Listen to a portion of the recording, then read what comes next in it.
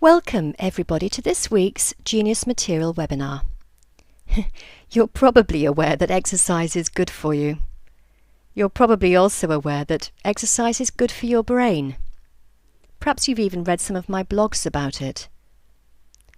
Today we're going to have a look at why exercise is good for your brain. We're going to have a look at the science that demonstrates what happens when we exercise. What specifically helps our brains to stay in tip-top condition and create new connections and better memories. And maybe all of us might think about how we can support the revising we're doing by making sure we get enough of the right sort of exercise. You know, there's been a lot of research into the differences between some older people, because some remain mentally alert into their 70s and 80s and even into their 90s, while others fall into a steep decline, almost as if they've given up. And we're going to have a look at the results of those many studies to find out how this is relevant to us and how this information might help us to help ourselves when it comes to improving our study skills. We really need to start by looking right back at our early history. A couple of million years ago, as the rainforests shrank and the food supply collapsed with it, early man began to do a lot less climbing and a lot more walking, and specifically across the African savannas, searching for food and shelter as they went. It's suggested that men would have walked 10 to 20 kilometres every day, and women 5 to 10. Early human beings, Homo erectus, evolved into Homo sapiens, at least some scientists believe, anyway, that one evolved into the other. Anyway, Homo sapiens migrated across Africa 100,000 years ago, reaching Argentina, for example, 12,000 years ago. And of course, to do that, they will have needed to have crossed rivers, deserts, jungles, mountains, without maps or many tools. Eventually, of course, they would have had to have created ocean-going boats, all the while avoiding new dangers, new predators, and searching for new food sources. They will have had to have survived injuries and strange illnesses. They will also have had to have given birth and raised families. These were the circumstances under which the human brain developed on the move. And of all the animals on the planet, the human brain is the most complex and highly developed of them all. And it developed as they trogged about many, many miles every day. Movement was natural and normal. Something for us to think about. Because physiologically, we're pretty much the same as they were. If it was normal and natural to do so much exercise in those days, then what does that tell us about now? Well, the news is, the most accurate predictor of whether somebody will remain mentally alert well into their later life, or whether they'll decline as the years go by, is how active they are. We now have evidence to demonstrate that older people with an active lifestyle easily outperform the couch potato in tests measuring long-term memory, reasoning, attention span, and solving new problems, using, for example, powers of reasoning and abstraction, improvising and manipulating learned information from previous experiences. Their improved cardiovascular fitness also reduces the risk of heart attack and stroke.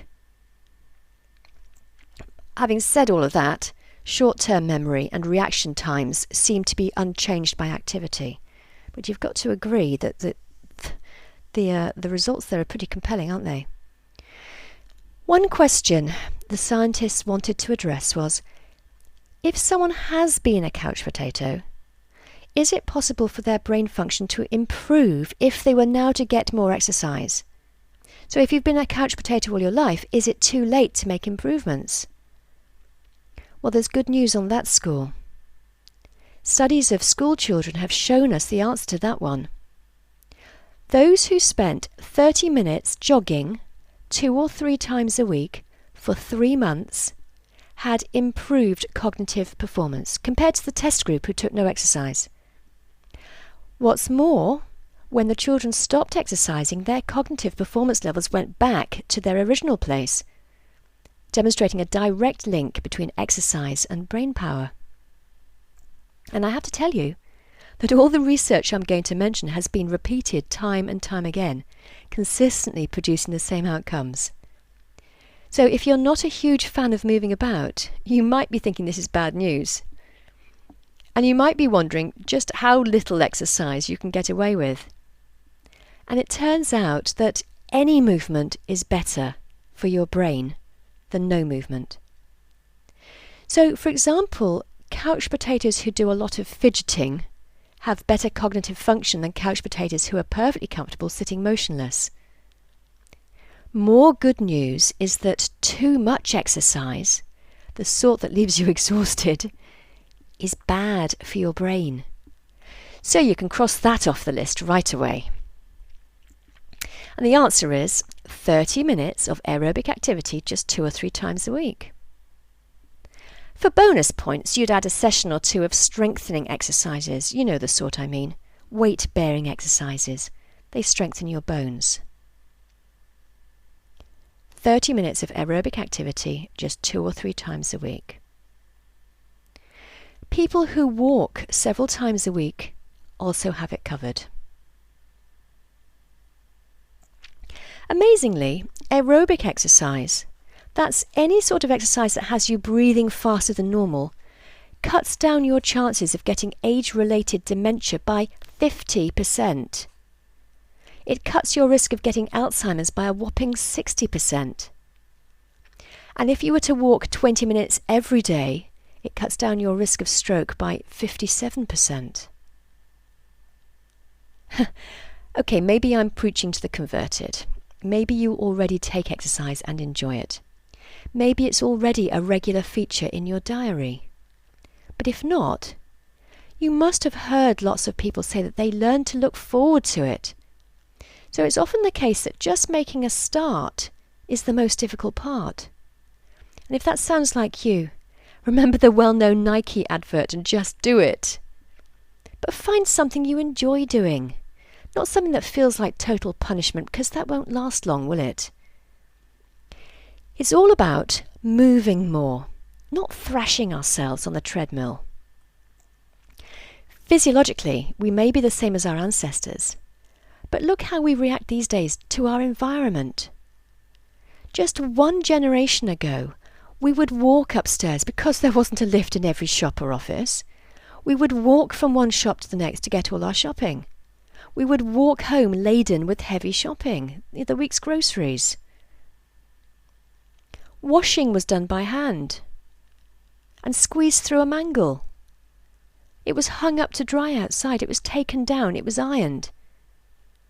In the kitchen, stirring, blending, chopping, kneading, all done by hand.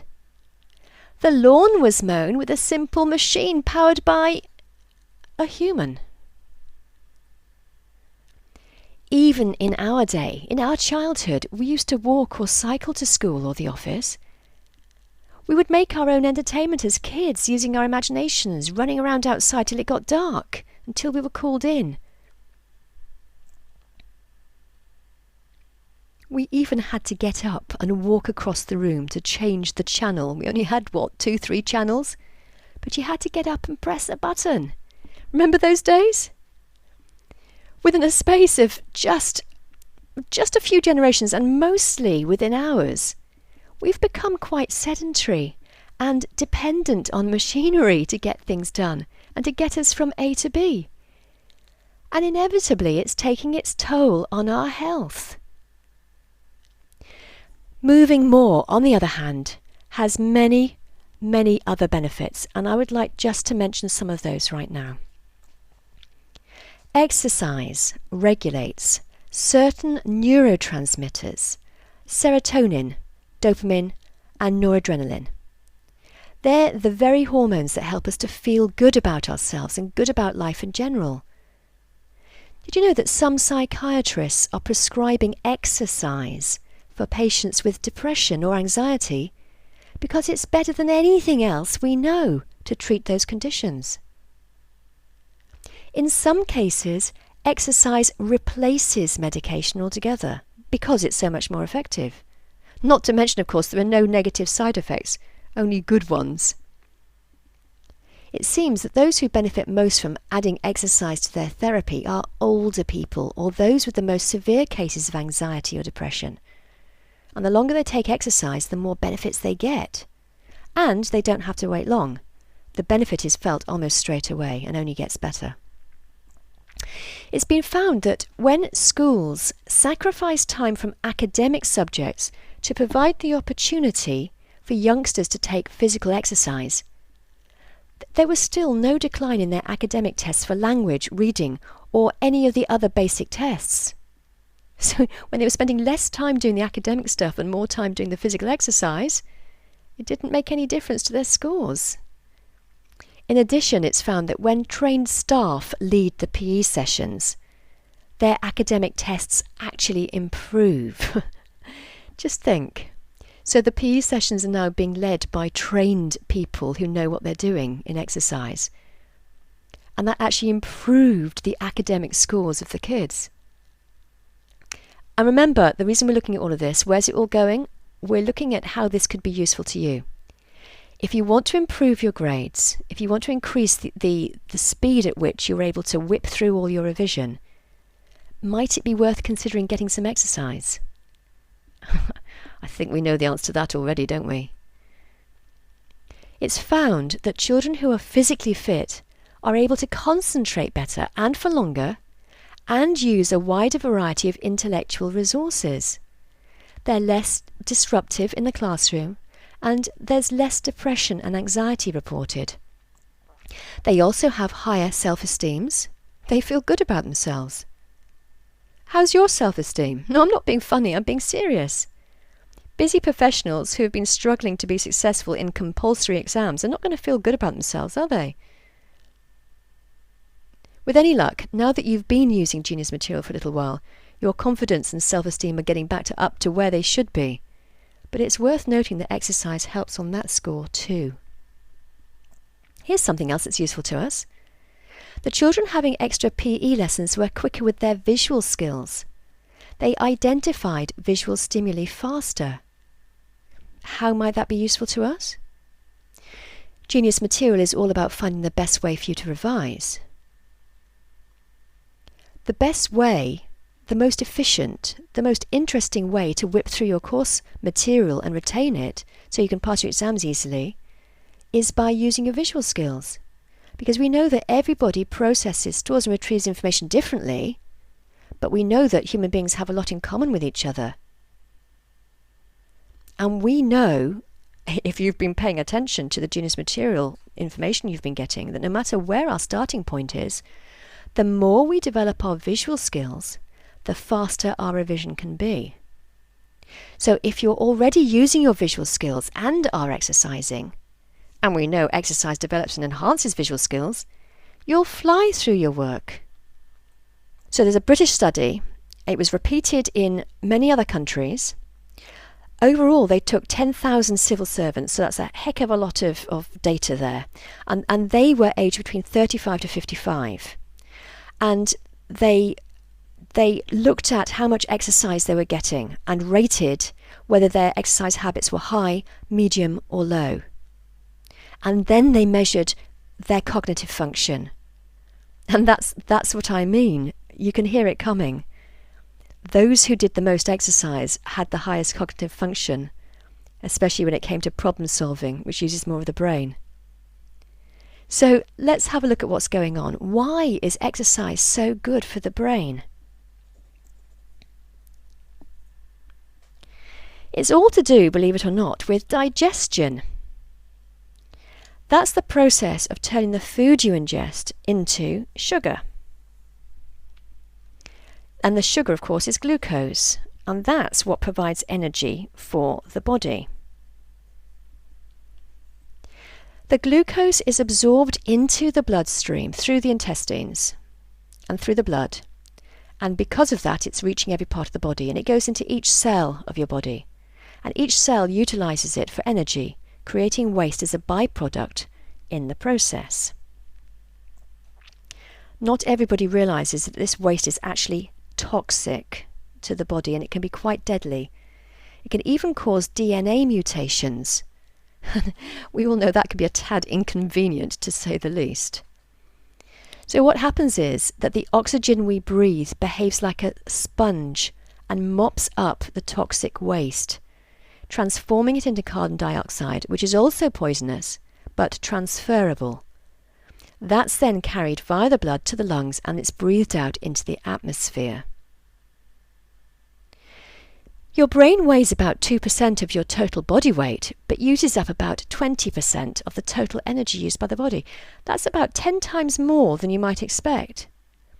It's so fuel hungry that it can only fire up about 2% of its neurons at any one time. In fact, if it tried to work harder than that, the glucose supply would be exhausted and you'd feel faint. That's nature's way of telling you to slow down.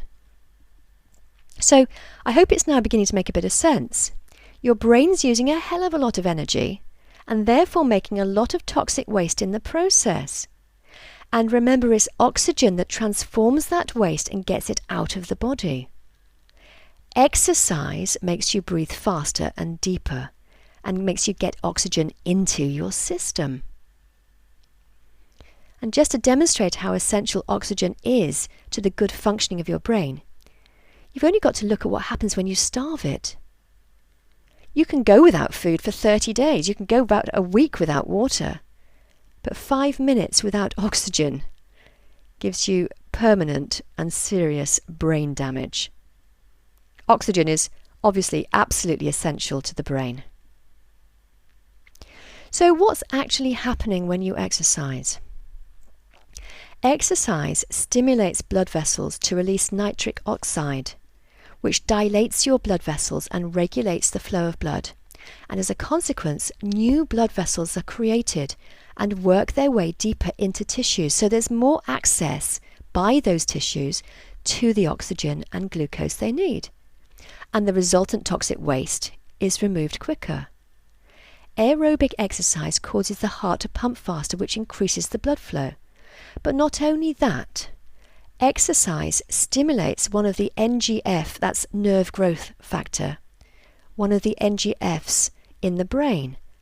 It's BDNH, in other words, brain-derived neurotrophic hormone, but I think we'll just call it BDNH.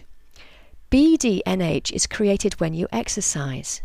What's more, the more exercise you do, the more BDNH is produced. So what, I hear you ask? Well, BDNH behaves a little like a fertilizer does on your flower bed. It encourages existing brain cells to stay young and healthy, and also stimulates neurogenesis, in other words, the creation of new cells and healthy tissue. Brain imaging shows increased levels of blood in the brain, particularly in the dentate gyrus in the hippocampus, which is essential for the formation of memories.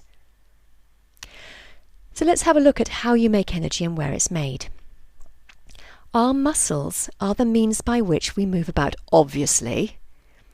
They're sophisticated machines that use oxygen to burn fat or glucose in tiny little engines called mitochondria, which appear in their millions. They're the little factories that produce the energy to contract those muscles. As you get fitter, your body creates many more of those mitochondria to cope with the extra energy demand. Mitochondria can either burn fat or glucose depending on the sort of work you're doing.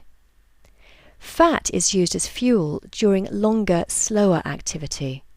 But during hard exercise, when you need speed and power, it's the glucose that's burnt. When you're resting or when you're doing any light exercise, you burn 95% fat and 5% glucose. These energy sources travel through your circulation to reach your muscles where they're used. But that's quite hard because your blood is largely water, and as you know, fat doesn't dissolve in water. Fat is transported in triglycerides, which are special proteins. But the finest blood vessels, your capillaries, can only handle a few triglyceride molecules at a time. So those mitochondria get only a trickle of fuel. However, when you get into a regular routine of exercise, your body builds new networks of capillaries to bring more fat to your muscles.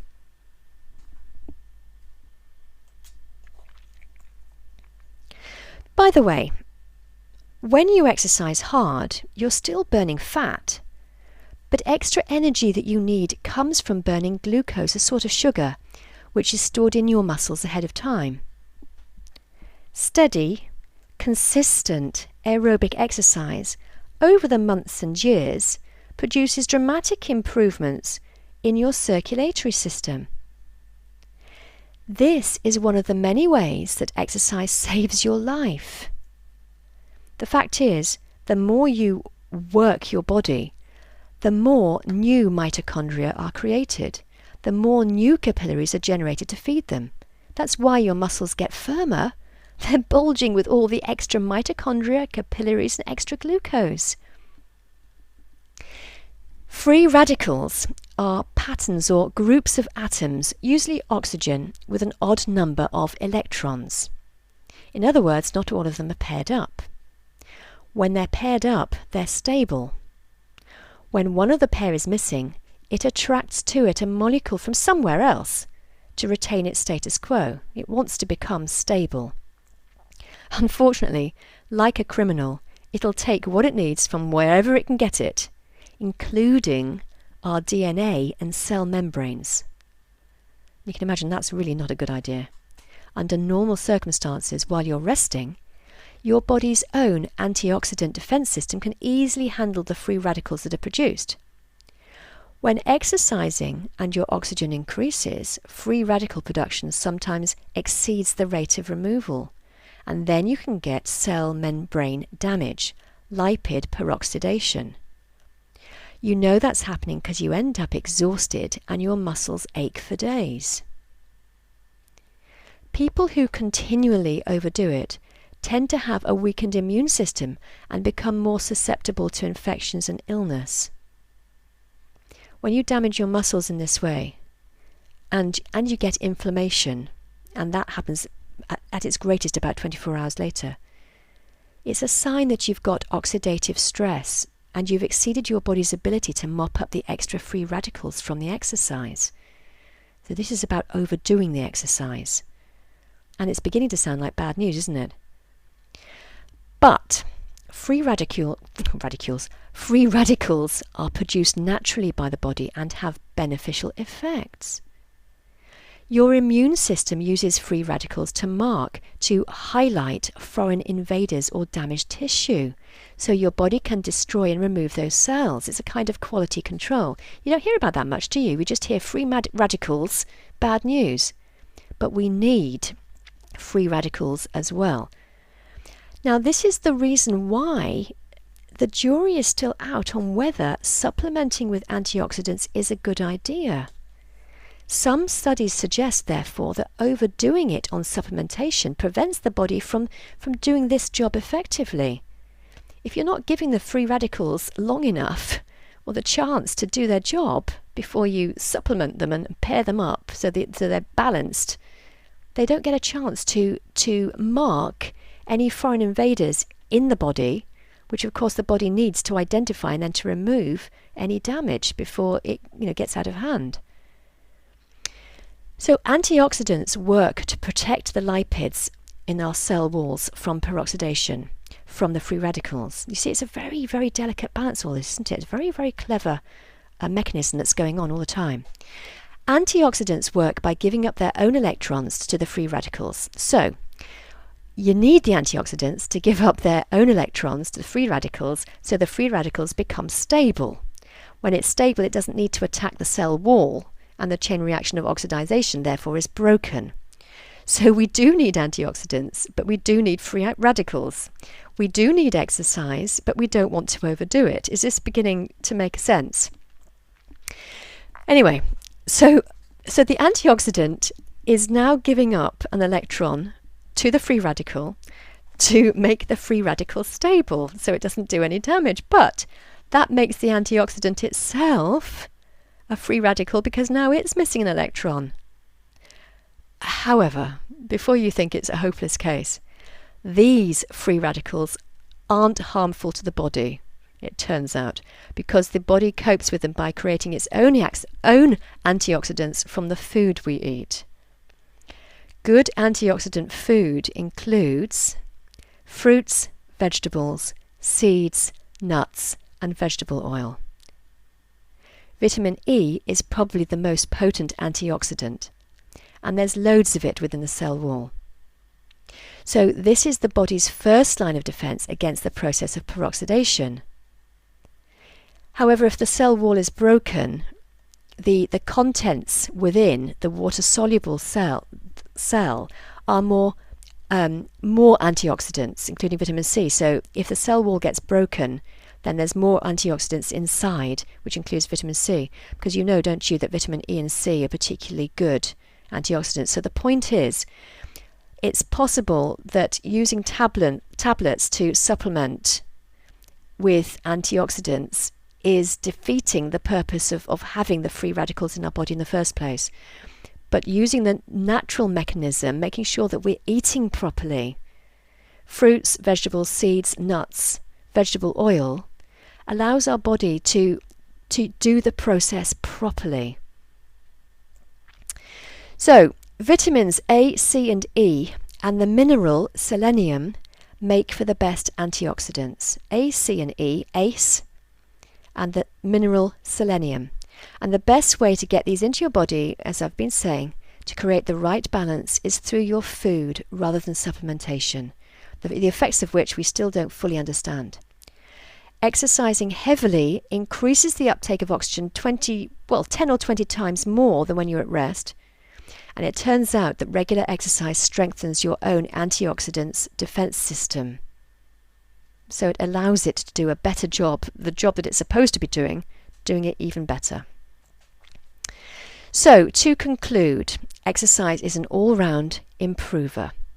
It improves your chances of avoiding heart disease and stroke, the toxic effects of stress, diabetes, many cancers, cholesterol problems.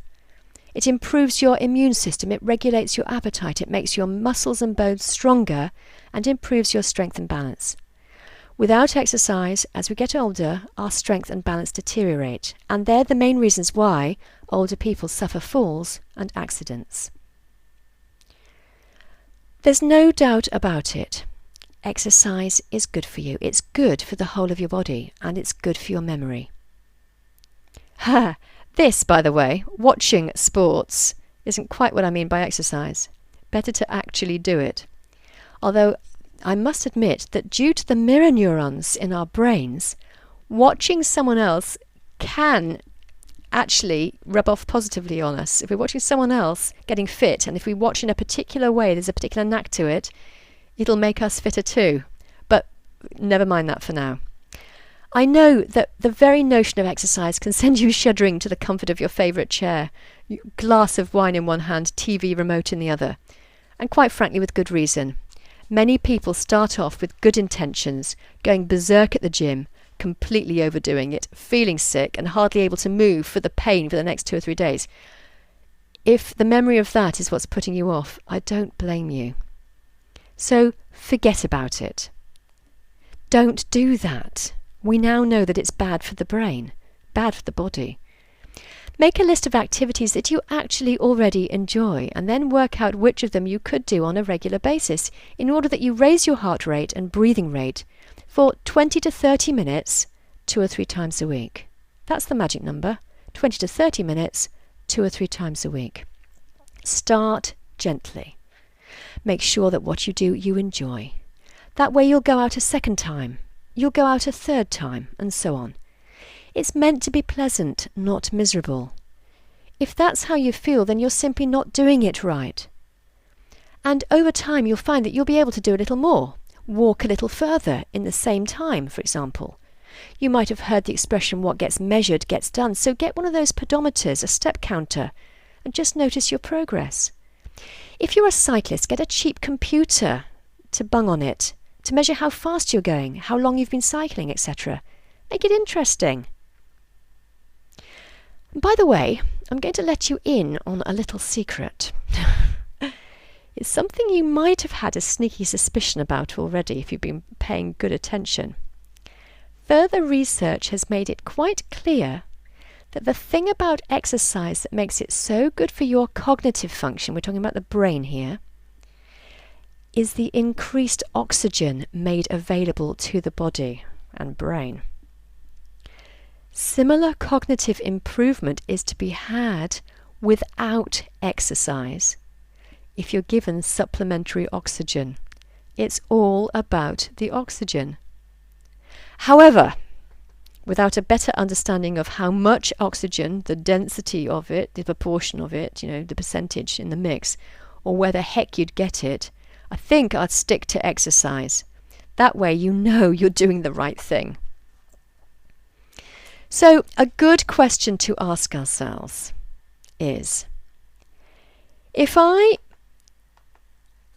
were to incorporate moving more into my daily routine, what would be the easiest, the most fun thing to start doing?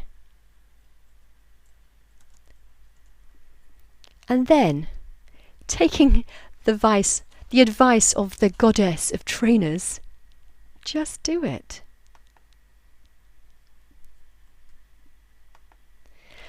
That's it. I hope you found it interesting and useful. It may not have been what you wanted to hear, but it's probably one of the most important things we should know about for developing a better memory. Any questions? If so, send me an email or give me a ring, and as always, I'll do my best to help. That's it then for now. Hope you've enjoyed it and have found it useful. Have a great week.